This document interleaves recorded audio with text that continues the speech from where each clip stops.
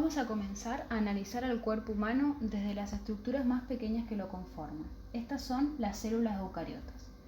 Las células son unidades funcionales y estructurales de todos los seres vivos. Estas regulan la entrada y salida de diferentes materiales, que utilizan la información genética para gobernar la síntesis de ATP de componentes, entre otras funciones.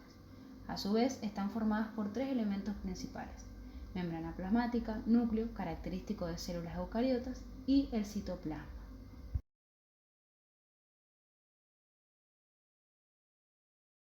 La membrana plasmática conforma la superficie externa de la célula, regula el transporte de materiales desde el interior y exterior de la célula y además desempeña funciones de comunicación entre diferentes células. El núcleo contiene la información genética y el citoplasma está constituido por agua y organelas, como las mitocondrias, retículo endoplasmático, ribosomas, aparato de Golgi y lisosomas. La energía que obtiene el cuerpo humano está contenida en los alimentos. Los compuestos orgánicos que vamos a utilizar durante el ejercicio para la obtención de energía en forma de ATP son los hidratos de carbono, proteínas y lípidos. Como mencionamos, la principal fuente de energía es el ATP, producto de la respiración celular. Su función es servir de aporte energético en las reacciones bioquímicas que se producen en el interior de la célula para mantener sus funciones activas como síntesis de ADN y ARN, las proteínas y el transporte de determinadas moléculas a través de la membrana celular. Las células musculares pueden formar ATP de tres maneras diferentes. Primero, por la formación de ATP por la ruptura de la fosfocreatina. Segundo, vía la degradación de glucosa. Estos sistemas no involucran el consumo de oxígeno, por lo tanto son sistemas anaeróbicos. Y tercero, por la oxidación de compuestos, es decir, de manera aeróbica. Producción de ATP anaeróbica, sistema ATP-PC. Es la manera más simple y rápida. La célula muscular tiene una capacidad limitada de fosfocreatina, por lo que la cantidad de ATP mediante este sistema también es limitada.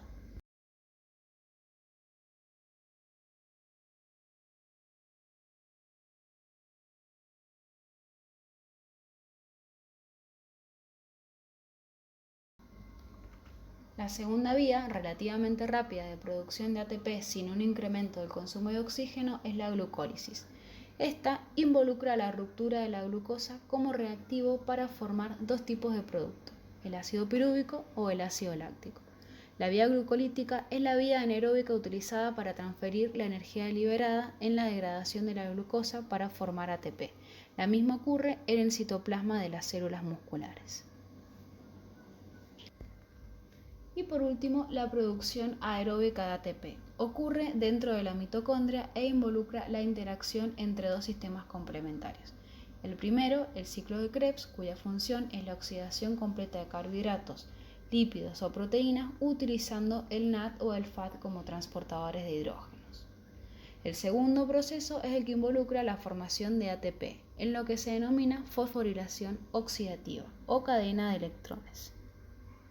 Una vez finalizado el ejercicio, el cuerpo busca volver al estado de equilibrio que guarda el medio corporal, llamado homeostasis.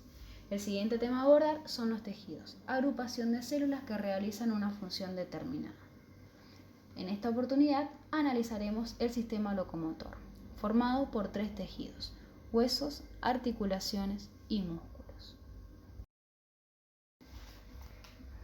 Los huesos constituyen el sostén de todas las estructuras del cuerpo. Dan soporte a los tejidos blandos y aportan puntos de inserción en los músculos esqueléticos. El tejido óseo es un tejido conectivo con cierto grado de flexibilidad, compuesto por una porción orgánica cerca del 30% y otra inorgánica cerca del 70%.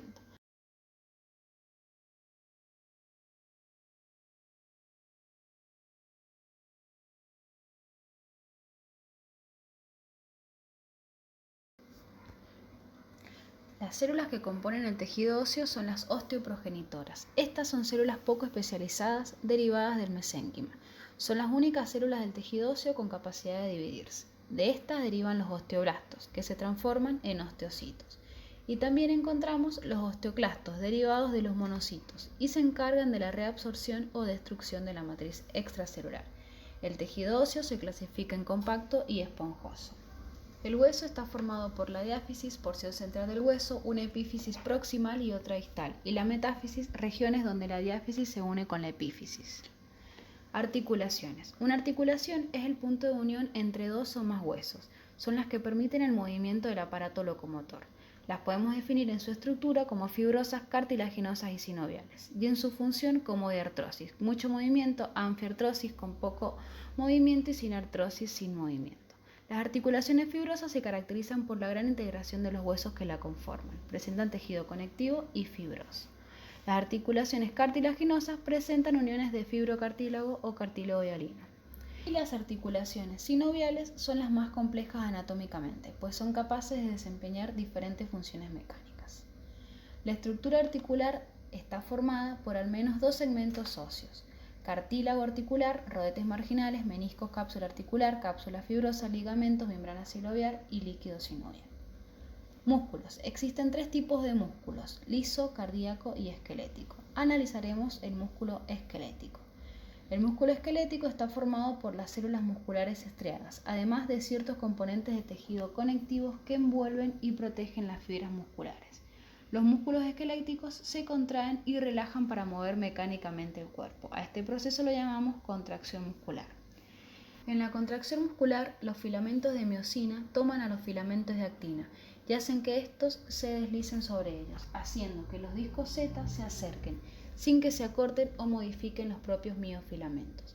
El acortamiento de cada sarcómero produce la contracción de la fibra muscular y por lo tanto de todo el músculo. Cuando el impulso nervioso llega al músculo del retículo sarcoplasmático, se liberan iones de calcio, los cuales hacen que las proteínas reguladoras se alejen de los sitios donde se une la miosina con la actina.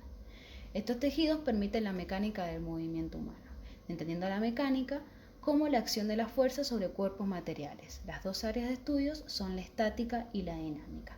Dentro de la dinámica encontramos la cinemática y la cinética.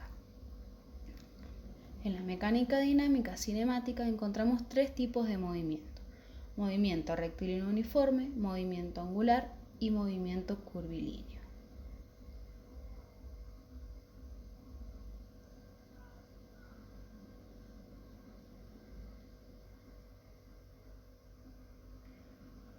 En la mecánica dinámica cinética encontramos masa, fuerza y energía, entendiendo a la fuerza como cualquier acción capaz de modificar el estado de movimiento o de reposo de un cuerpo, es decir, imprimirle una aceleración modificando su velocidad. Al conjunto de diferentes fuerzas aplicadas a un cuerpo lo llamaremos sistema de fuerzas. Existen tres sistemas de fuerzas: colineales, concurrentes y paralelas. Leyes de movimiento. ¿Cómo se mueven los cuerpos según las leyes de Newton?